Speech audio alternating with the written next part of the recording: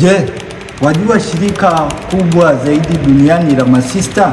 Najua hujui.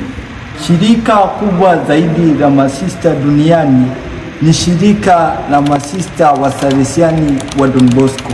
Shirika hili lilianzishwa mwaka wa 1872 na Mtakatifu Domenica Maria Mazzarello pamoja na Mtakatifu Yohane Bosco.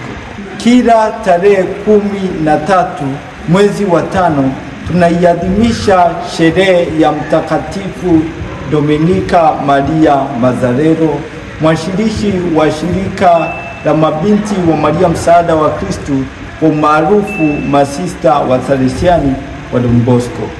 Wengi wetu tu tunawafahamu mapadri na mabraza wa Salesiani. Siku ya leo ningependa kuwaambia kuhusu masista wa Salesiani.